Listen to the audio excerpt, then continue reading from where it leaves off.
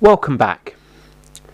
Recently we've been taking some time to explore this question that John's teaching throws up, and we've been trying to unpack a little bit of some of the debates within Christianity over the last 2,000 years since Jesus went back to heaven. And these questions of what does it mean to be saved? Can you make a decision once and then it doesn't matter how you live, you're safe and you're going to go to heaven regardless of how you live and what you do? Or is there a responsibility for us to continue in the faith? And this question of once saved, always saved is a thorny question that's puzzled the church and caused debate for centuries. As we unpack what John's message is, we see that religious leaders believed that they had a right to salvation.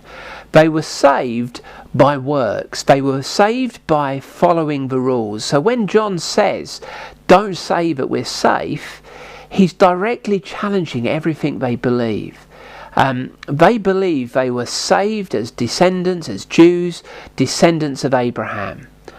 And John is effectively saying to them that all of that means nothing, because God can recreate descendants of Abraham's from the very stones.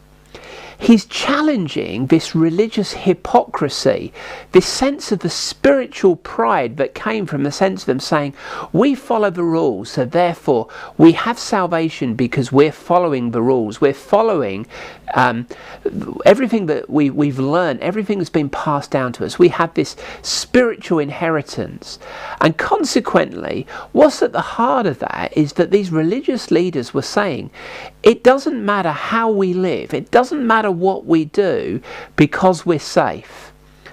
And God's heart, right from when he came and revealed his forerunner was coming to prepare the way for the Messiah, God started to redefine this relationship based on grace and not by works.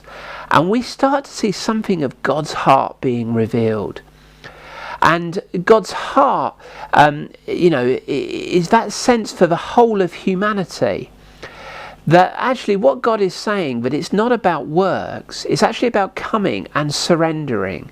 It's coming in humility and realizing that we're not worthy of anything that God has to offer, but rather it comes through repentance. God was looking for a change of heart, and these religious leaders rejected that message of a change of heart. And consequently, what we see in John's teaching and what we see in what Jesus then comes as the Messiah is that some of the biggest criticism is reserved for these religious people who think they have a right to God's salvation. And he's challenging this fundamental belief. And as we look at what these religious leaders believe, we'll see that it contrasts greatly with how the other people respond to what John has to say.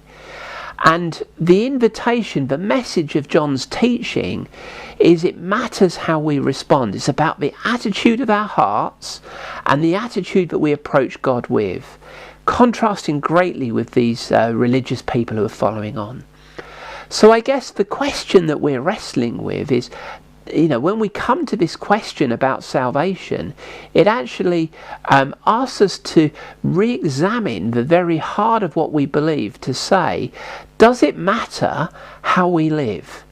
Can we receive salvation by following the rules? And does it mean that we have to come to God in repentance? I wonder, what do you think?